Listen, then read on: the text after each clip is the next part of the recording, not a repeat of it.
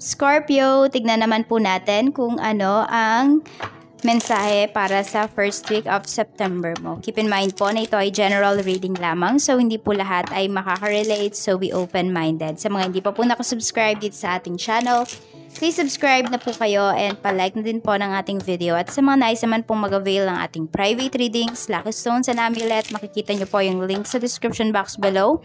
Tarot Intentions by Aliana Reyes. We have 9 of Pentacles. Scorpio, ayan po, may mga big dealings kayo, big transactions, may mga big amount of money kayo na marireceive ngayong ngayong week. Pwede rin may mga big purchase kayo.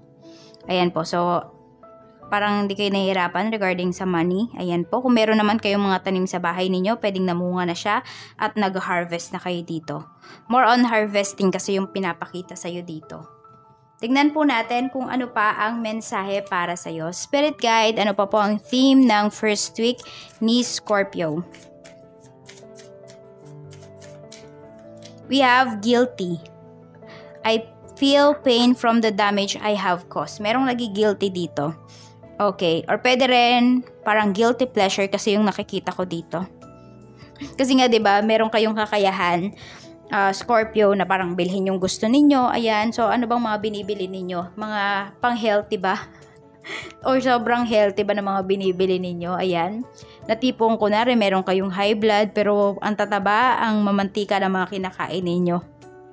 So pwede rin kung may diabetes kayo, puro matatamis naman yung kinakain po ninyo. So, syempre, alagaan nyo din po yung health ninyo. Ayan, meron din ako nakikita dito. Pwedeng may ini-spoiled kayo. Tignan natin, Spirit Guide, ano ba yung struggles mo? Spirit Guide, ano po ba ang struggles ni Scorpio? Ano po ang struggles ni Scorpio, Spirit Guide, ngayong first week? We have 5 of Cups. Okay, nahihirapang makamove forward yung iba sa inyo dito. Tingnan natin. Nalulungkot kasi, may nalulungkot dito. Parang may hindi kayo nakausap. Ayan, may sorrow tayo dito. Meron ba kayong family members na namaalam na? Tapos, parang naaalala nyo kasi sila dito. Kaya struggles to. Pwede rin meron dito kakagaling lang sa breakup. Kaya hindi pa talaga kayo totally nakaka-move forward. Ace of Pentacles. May struggle yung iba sa inyo naman. Yung iba naman po, hindi to regarding sa family, hindi to regarding sa love. Kung hindi, regarding po ito sa finances ninyo, yung struggles ninyo. Pwedeng meron dito yung struggles nyo is nagigilty naman kayo pag gumagastos kayo sa sarili ninyo. Ayan. So, meron ba dito nagdadamot naman kayo sa sarili ninyo? Ayan, I mean, tinitipid nyo yung sarili ninyo. We have 3 of Wands. So, kung may pag-travel po kayo dito, pwedeng ma-postpone siya. Ayan, or pwedeng meron kayong extrang babayaran. Parang may charge ba? Ayan, extra charge yung nakikita ko dito. We have 9 of Cups. Okay. So, meron dito parang, meron ba kayong pwedeng sobra-sobrang gumastos? Or meron po kayo dito, hindi ko alam kung may mga collection kayo ng mga alak. Ayan, so parang yun nga yung guilty pleasure ninyo. Ayan, tignan natin. Ewan ko ba kung ba't yan yung nakikita ko. So, tignan pa po natin, ano pa ba yung struggles mo? We have the devil. Ayun nga, yung iba sa inyo, may addiction ba kayo?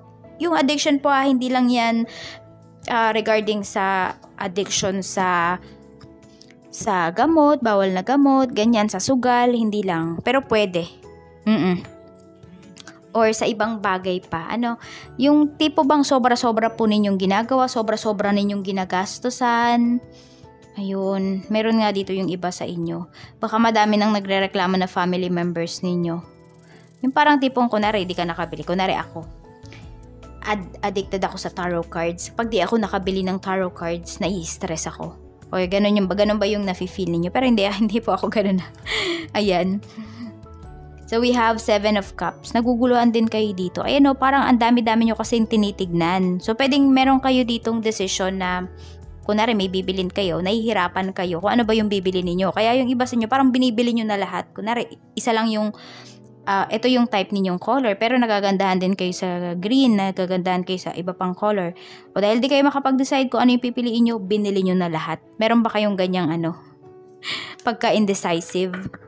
Tignan po natin, pagdating naman sa mga winnings, Spirit Guide, ano naman po ang mga winnings ni Scorpio? Ano naman po ang mga winnings ni Scorpio? Ace of Cups, full of love, ayan. So, yung iba sa inyo, di ba, meron dito, tinitipid nyo yung sarili ninyo. Meron naman dito, minamahal nyo talaga yung sarili ninyo. At may offer of love tayo dito. Ayan, so kung sino man yung nagigilty na to sa'yo, Scorpio, ayan, mukhang magsusorry siya. Ayan, hihingi siya ng patawad sa'yo dito. The Lovers. Ayan, some of you, ito po ay karelasyon ninyo. Pwedeng asawa po ninyo. We have Page of Swords. Ayan, may nag-i-stalk din sa'yo dito. So, yun, nagigilty nga siya. Kaya, meron ka marireceive na message. Yung iba po, pwedeng hindi kayo kayang kausapin personally. Pwedeng sa message or sa call niya idaraan yung kanyang gustong sabihin. We have Four of Swords. Maaalis na yung mga iniisip ninyo dito. Kung nag-overthink kayo nitong mga nakakaraan, ngayong week po na ito ay, ayan, kalmado naman yung isipan ninyo. Tignan nyo, may lumalabas tayo dito, diba, na third party. Ayan. So, yung iba po sa inyo, parang may marireveal dito. Kung meron ba talagang third party or wala. So, kaya nga, syempre, kung walang third party, gagaan talaga yung loob ninyo at saka hindi na kayo mag-overthink. Pero kung mayroon, ayan, so pwedeng may ikakat ka dito. Alam mo yung magkakaroon ka ng lakas ng loob, magkaka-urge ka na ikat na yung connection kasi hindi na siya nakakabuti sa'yo. We have Death card, may new beginnings tayo dito. May pag-move on din talaga dito. We have King of Pentacles, mukhang mas papahalagaan mo na yung sarili mo, yung time mo, yung freedom mo. Ayan po. And also yung iba talaga sa inyo dito ngayong week, Scorpio, hindi kayo mahihirapang gumastos or hindi kayo mahihirapang maglabas ng pera. Page of Cups, alam mo kung bakit? Kasi alam mo sa sarili mo na pag naglabas ka ng pera, Scorpio, may babalik. So, marami po sa inyo dito could be, kayo po ay business-minded talaga. We have Knight of Cups. May mga helps din kayo na marireceive dito or kayo tong magbibigay ng tulong. Kasi nakikita ko naman karamihan sa inyo, Scorpio, hindi naman kayo madamot. Marunong lang talaga kayong humawak ng pera. And yung mga tao na hindi kayo naiintindihan, ang tingin talaga sa inyo is madamot. Ayan. Pero di nila alam na, na marunong ka kasi maghawak ng pera mo.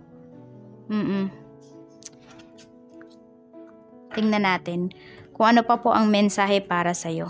Also, may healing din tayo na paparating sa'yo dito. Kaya po kung may mga nararamdaman kayo, ayan, ipatingin nyo na po at masusolusyonan talaga siya. We have surrender to the divine. Ayan, kung ano man yung mga hindi ninyo makontrol sa life ninyo, Scorpio, isurrender nyo na po yan kay universe. Tingnan natin. Ayan, may mga bagay din dito na hindi nyo na pagpipilitan. Mayroon tayo ditong be a natural beauty. Sabi dito, your entire body is precious. So choose personal care products that reflects your consciousness and commitment to self-love.